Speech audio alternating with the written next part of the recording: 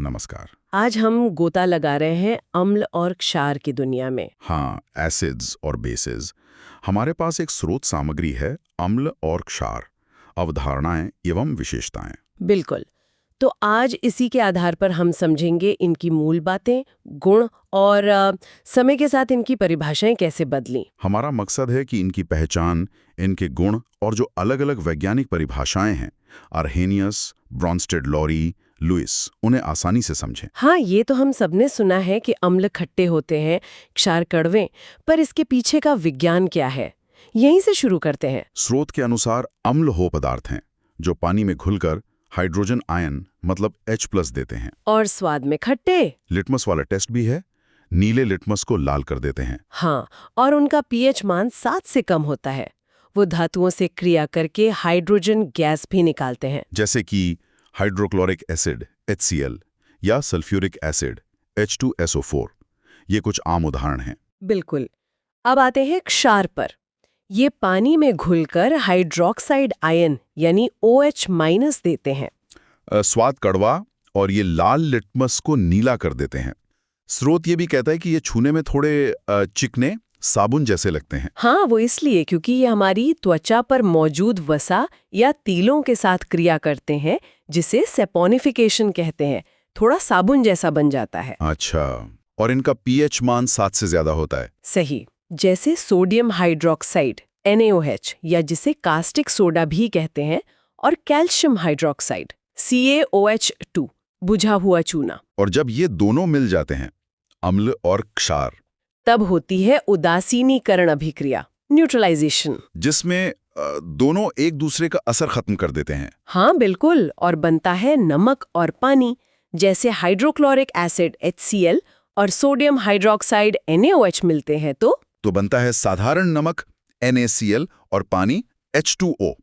ये तो बहुत ही बुनियादी रिएक्शन है केमिस्ट्री की। इसकी अवधारणा 1884 की। हाँ, अरेनियस। उन्होंने क्या कहा था? उन्होंने कहा कि अम्ल वो है जो पानी में H+ आयन दे और क्षार वो जो पानी में OH- आयन दे। ये उस समय के हिसाब से तो काफी स्पष्ट परिभाषा रही होगी आयनों के आधार पर। हाँ, ये एक बड़ा कदम था, पर इसकी एक सीमा थी। ये परिभाषा सिर्फ पानी वाले घोलों पर ही लागू होती थी। सही पकड़ा। अगर पानी न हो तो अर्हेनियस के हिसाब से अम्ल या क्षार की बात नहीं हो सकती थी। तो इस कमी को दूर करने के लिए फिर आई ब्रॉन्स्टेड लॉरी की अवधारणा 1923 में। हाँ, लगभग 40 साल बाद ब्रॉन्स्टेड और लॉरी ने इसे प्रोटॉन यानी H+ के लेन-देन से जोड़ा। अच्छा, प्रोटॉन का लेन देन कैसे? उन्होंने कहा, अम्ल वो है जो प्रोटॉन दान करता है, प्रोटॉन डोनर, और क्षार वो है जो प्रोटॉन स्वीकार करता है, प्रोटॉन एक्सेप्टर। इसमें पानी का होना जरूरी नहीं। तो यह परिभाषा अर्हेनियस से ज्यादा व्यापक हुई। वो नई चीज बनती है, वो उसका कॉन्जुगेट अम्ल होता है। ये तो अभिक्रिया को समझने का एक डायनेमिक तरीका लगता है। हाँ, लेकिन फिर उसी साल 1923 में ही G.N. लुइस ने एक और भी ज्यादा व्यापक नजरिया पेश किया। लुइस की अवधारणा वो कैसे अलग थी? लुइस ने प्रोटॉन या हाइड्रोक्साइड आयन की बात ही नहीं की। उन्होंने इसे इलेक्ट्रॉन के स्तर पर देखा। इलेक्ट्रॉन के स्तर पर मतलब? लुइस के अनुसार अम्ल वो पदार्थ है जो एक इलेक्ट्रॉन जोड़ी, इलेक्ट्रॉन पेयर स्वीकार कर सकता है, और क्षार वो है जो इलेक्ट्रॉन जोड़ी दान कर सकता है। अरे माँ, तो इसमें तो H+ या OH- की जरूरत ही नहीं। बिल्कुल नहीं, यही इसकी खासियत है। स्रोत में अमोनिया NH3 और बोरॉन ट्राइफ्लोराइड BF3 का उदाहरण दिया है। हाँ, उसमें क्या होता है? अमोनिया के पास नाइट्रोजन पर एक एक्स्ट्रा इलेक्ट्रॉन जोड़ी होती है जिसे वो दान कर सकता है, तो वो हुआ लुइस क्षार। और बोरॉन ट्राइफ्लोराइड BF3? उसमें बोरॉन के पास इलेक्ट्रॉन की कमी होती है, वो इलेक्ट्रॉन जोड़ी स्वीकार कर सकता है, तो वो हुआ लुइस अम्ल। तो ये परिभाषा तो उन अभिक्रियाओं को भी समझा सकती है जिनमें प्रोटॉन का कोई लेना देना ही नहीं है। सही कहा, ये सबसे व्यापक परिभाषा मानी जाती है। तो हमने अम्ल और क्षार के गुण देखे, उदासीनीकरण समझा, और ये 3 महत्वपूर्ण परिभाषाएं अर्हेनियस, ब्रॉन्स्टेड लॉरी और लुइस। ये अलग-अलग परिभाषाएं क्यों जरूरी हैं? कोई एक काफी क्यों नहीं? देखिए, हर परिभाषा का अपना दायरा और उपयोग है।